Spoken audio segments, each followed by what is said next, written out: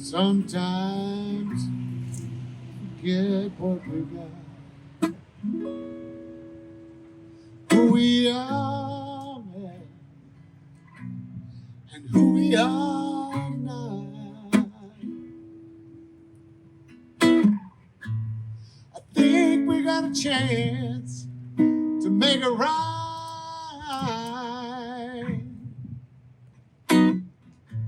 Keep it loose, child. Keep it tight. Keep it tight. I'm in love with a girl who's in love with the world, but I can't help but follow. I know someday she's bound to go away and stay over the rainbow. Gotta learn how to let her go over the rainbow. Sometimes we forget who we got and who they are, who they are not.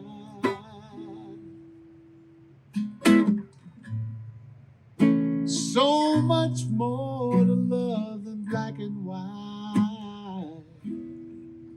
Keep it loose, child. Gotta keep it tight. Keep it loose, child. Keep it tight. Keep it tight. Keep it tight.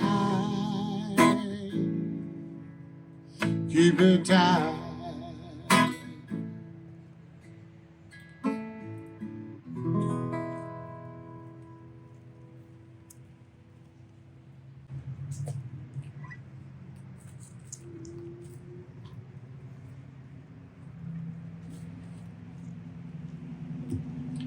Thank you, Frankie G.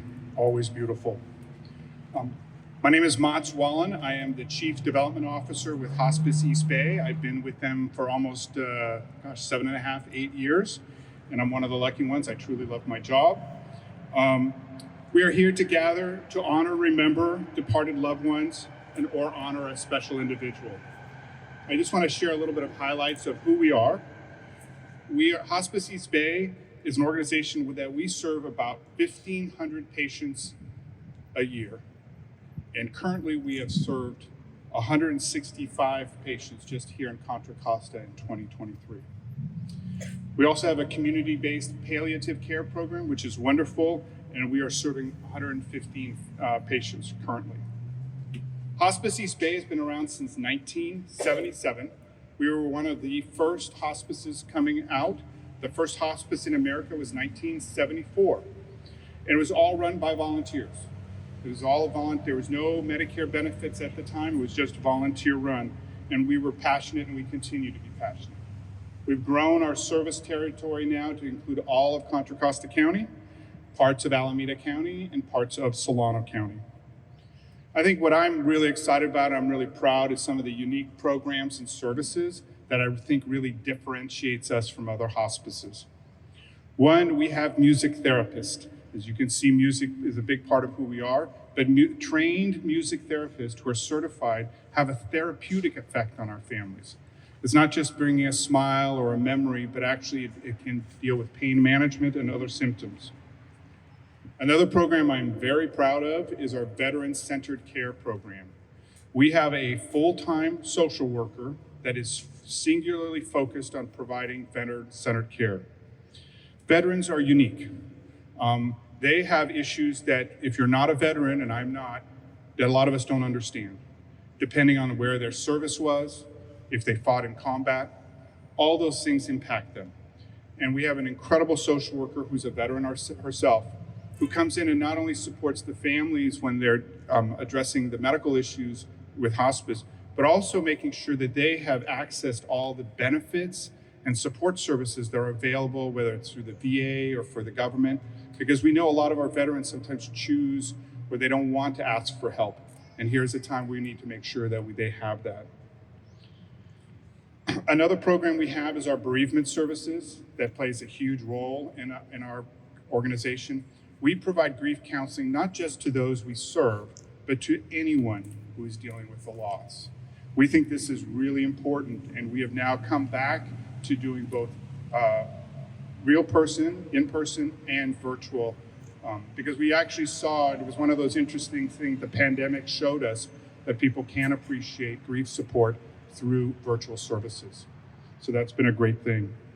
We also have the Bruns House, which is really our crown jewel. Our Bruns House is a 6-bedroom home in Alamo that we staff 24/7 with nurses and doctors to help those family members who are dealing with such issues that they would otherwise have to be put back in a hospital.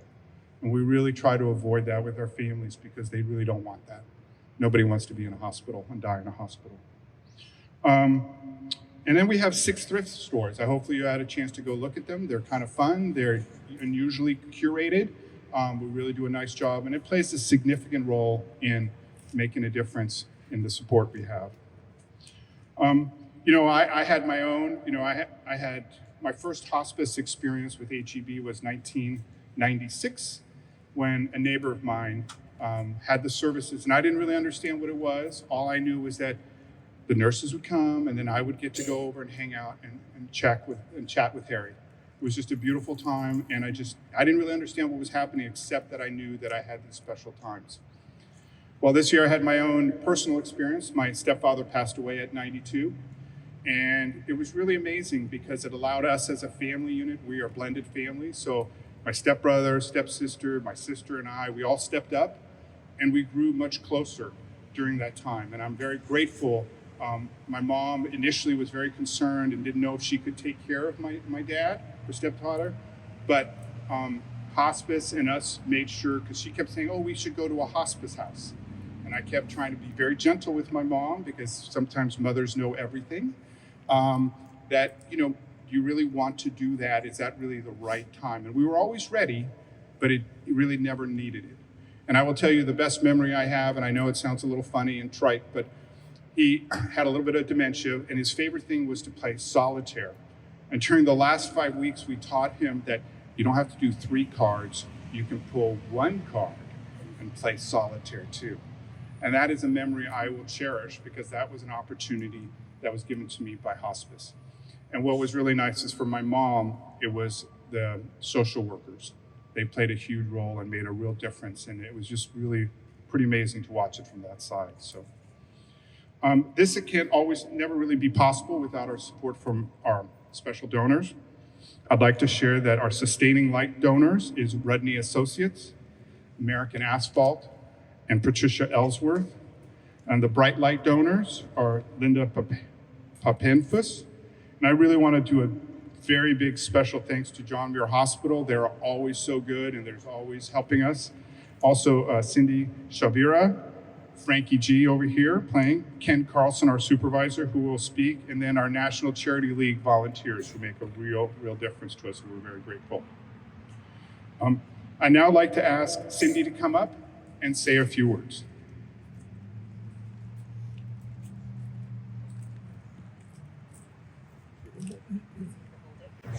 Thank you.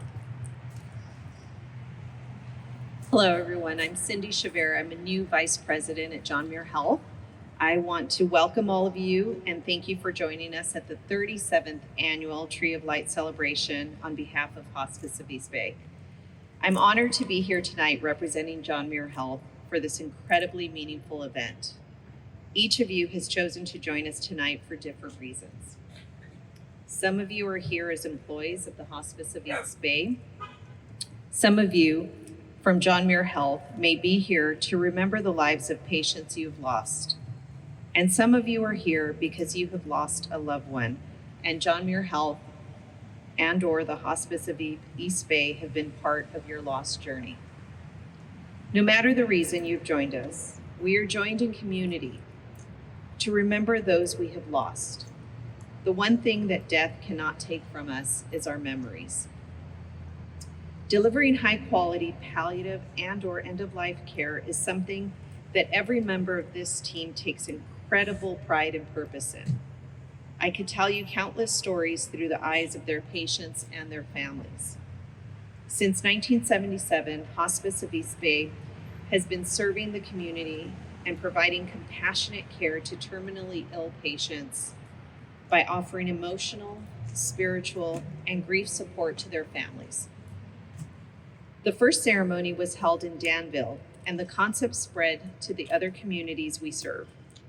This tree, along with 12 others located throughout the East Bay, have provided a way for families and friends to honor the lives of their families and friends. It is through these ceremonies that we find comfort and remember our loved ones in the illuminated lights, which can serve as memorials with a donation by your choosing. This precious gift allows the Hospice of East Bay to continue to provide exceptional care to everyone who needs it. The lighting of the tree can signify a different meaning for each of us. For John Muir Health, it is a time for us to remember and reflect on our purpose, that caring, healing, and improving the health of our communities we serve. It also brings a special meaning of hope to those who need it the most, and for everyone at John Muir Health, from our physicians, nurses, clinical and support staff, and volunteers. We are humbled, honored, and grateful to be part of this effort. John Muir Health looks forward to the continued partnership with the Hospice of East Bay. We look forward to continuing to make a difference in the years to come. Thank you. I now have the pleasure to introduce your next speaker, which is Ken Carlson, District 4 Supervisor for Contra Costa County.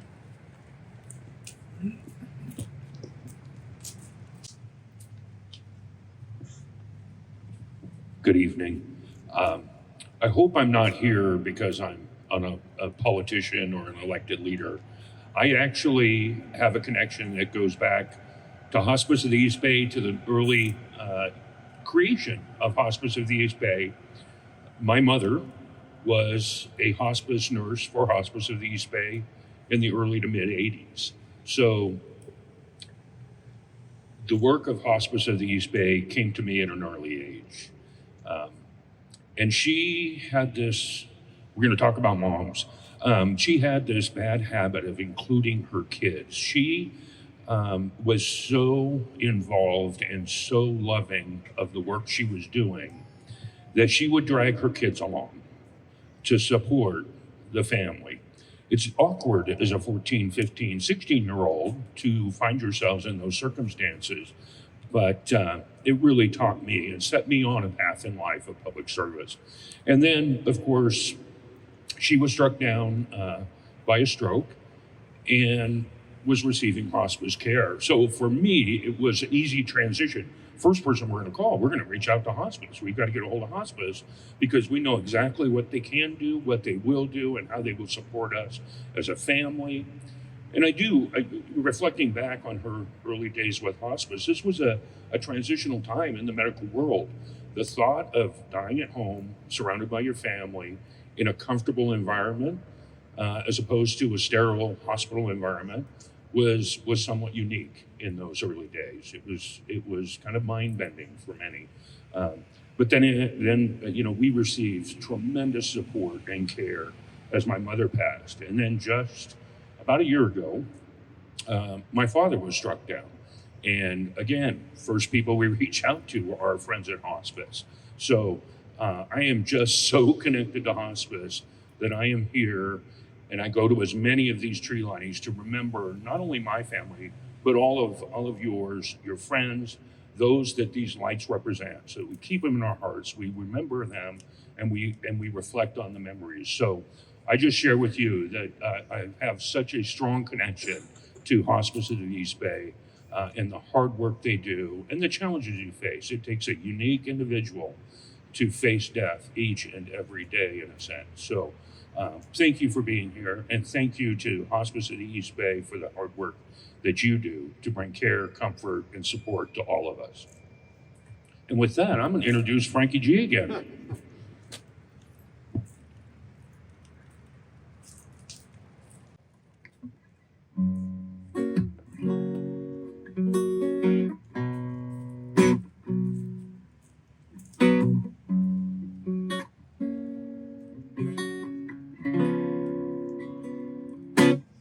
Walking down Wall Street, streets sing a symphony. Ain't been the hardest way, ain't had the greatest day. Walking past memories, pain that you gave to me. Don't you know I'm trying to be a bigger man? Yeah, yeah, just wanna feel the spirit. I just wanna feel the spirit. I just wanna feel the spirit washing all over me.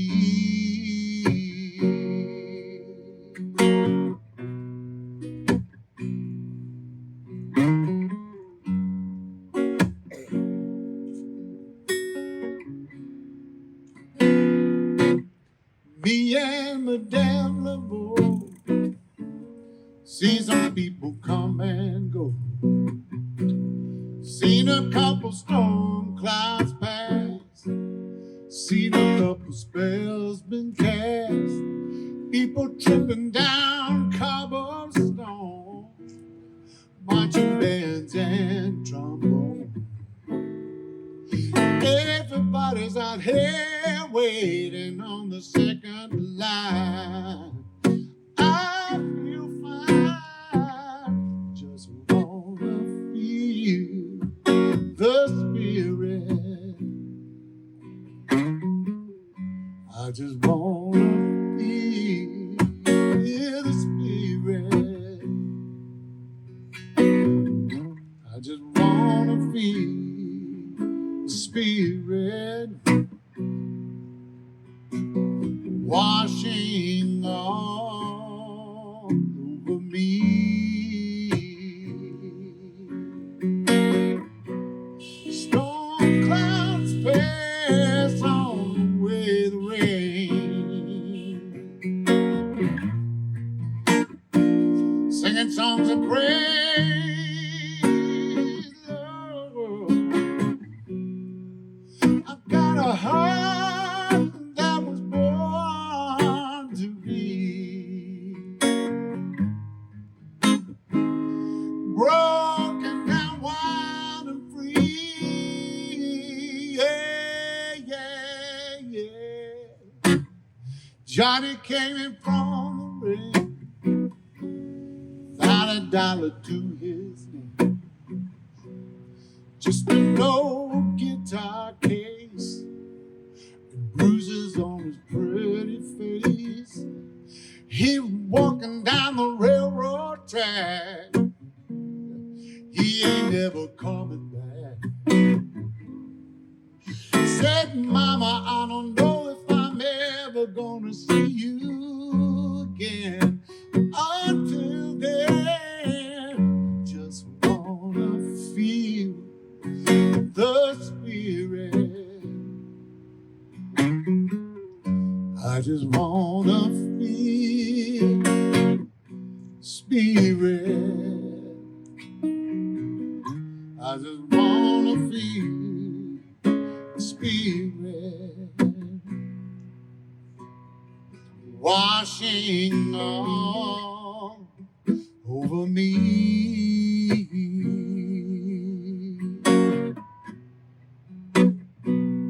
Yeah, yeah, yeah, yeah, yeah.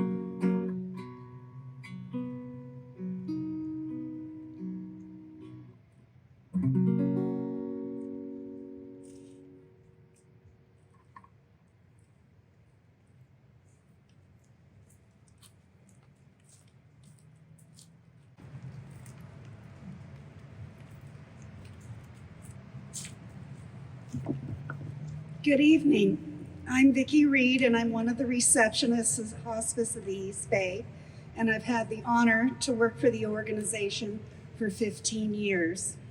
I'm going to be reading a poem, or actually an excerpt from a blog written by G. Snow, and it speaks specifically to bereavement.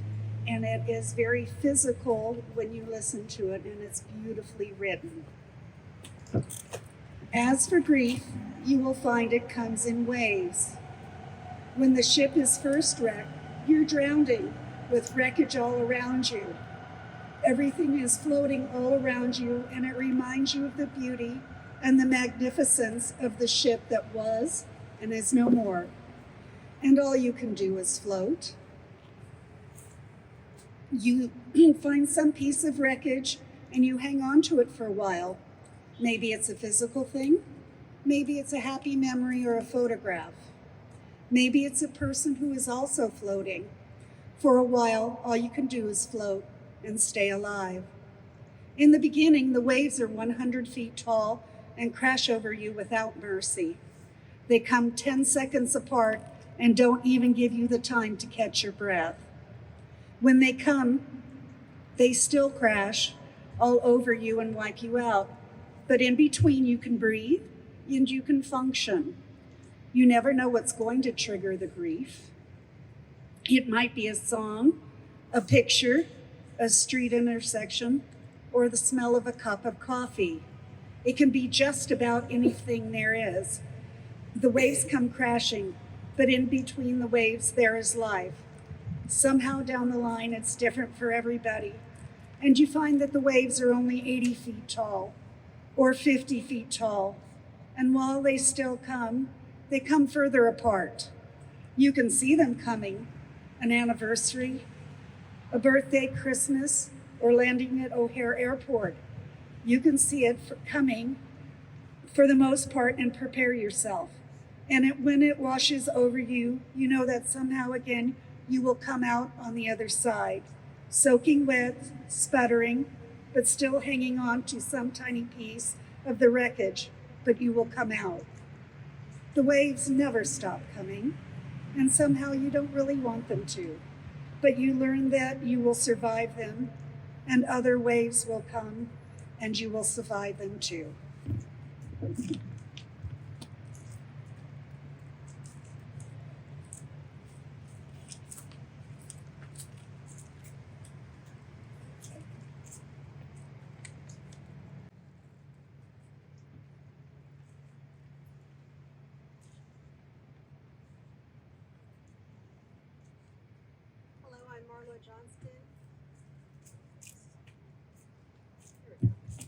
Is that better? Okay. I'm Marlo Johnston. I'm the Chief Human Resources Officer here at Hospice of the East Bay. I'm going to read the names. Please forgive me if I mispronounce a name. I will do my best, but please do hear the names the way you want to hear them. Kathy Andrade, Anna Mae Armstrong Caleri, Charlie M. Beeve, Robert Bergman, Sandra Borman, Barbara Clark, Timothy Del Ara, James F. Duncan, Jim Ellsbury, Sue Erickson, Fernando Fasquele, Charles Forquay, Marge Forquay, Judy Garasoli, Dorothea Marie Howard, Craig C.J. Johnson, Betty Ides Kitt, Thomas Daniel Kwasinski, Cynthia Cruz, Jody Cruz, Robert Cruz, Robert Leonard, Sharon Leonard, Sylvia Leonard, Sylvia Linde, Sheila McMahon, Dolores Mendez Segrove,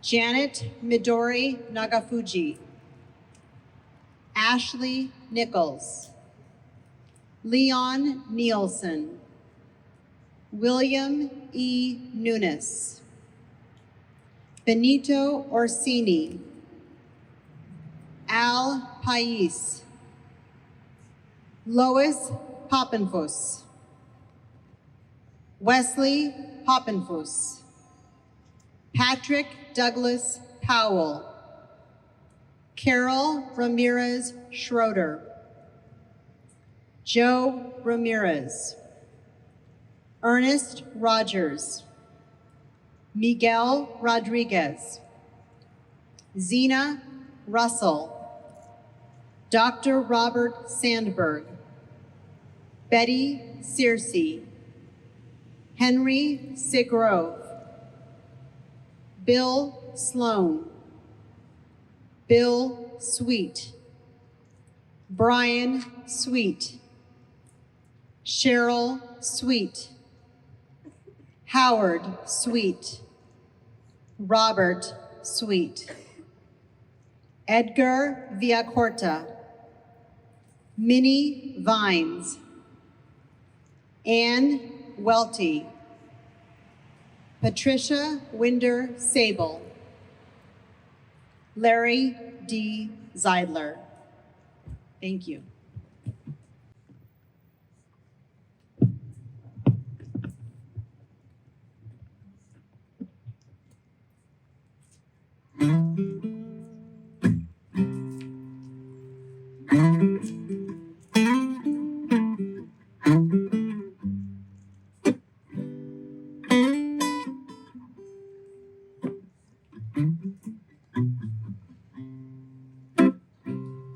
Down here the river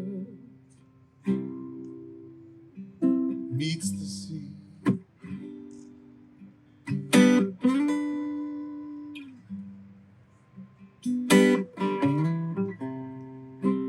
And in the sticky heat I feel you open up to me.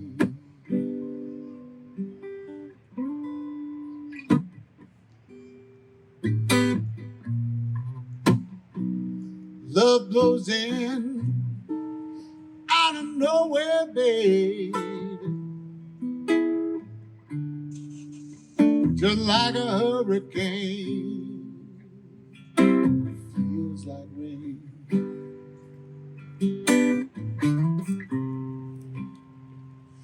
Feels like rain.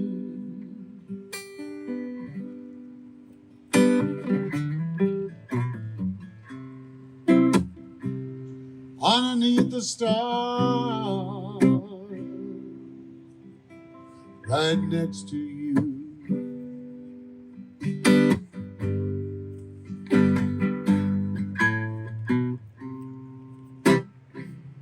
I'm wondering who you are, baby, and how do you do? How do you do, babe? Clouds blowing across the moon, the wind howls out your name. It feels like rain.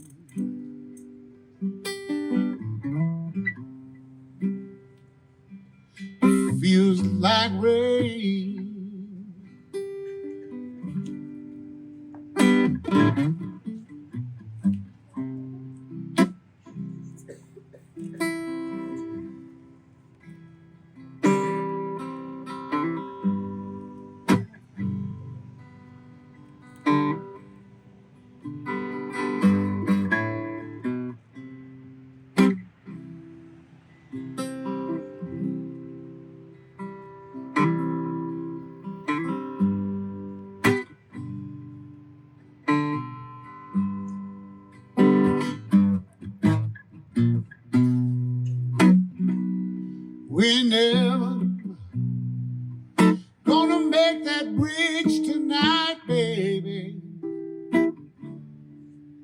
Cross Lake Pontchartrain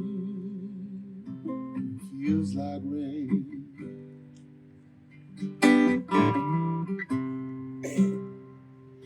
Feels like rain.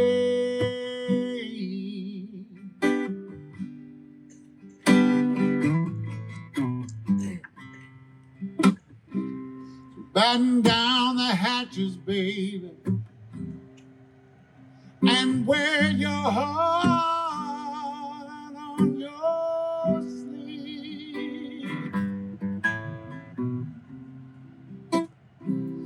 Looks like we're in for stormy weather, but you know that ain't no cause for us to leave. Just lie here in my arms. Let it wash away all your pain.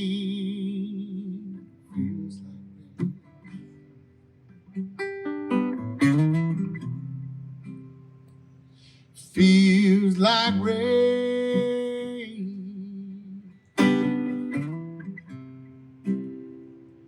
Baby, can you feel it?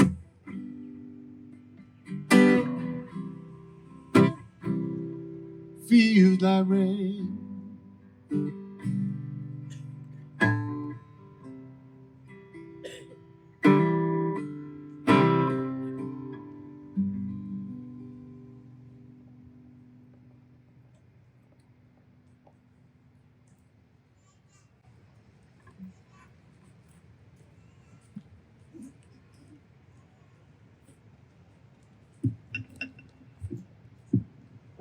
And it is my honor to present to you the Concord Tree of Lights.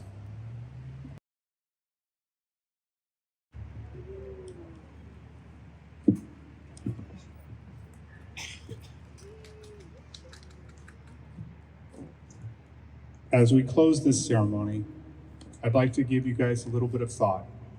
So I want you to look up on the tree and pick a light. That is your light. And when you come by here in the evenings, you can look up and see that light. And I hope it will bring happy thoughts or some memory back to you of the loved one. And we truly are grateful that you're all here. As for the candles, you are more than welcome to take them home. We actually encourage that. But if you don't, we will gladly take them back. And because we're environmentally correct, we will recycle them. But again, thank you so much for attending today. And we truly appreciate your support, and have a wonderful evening.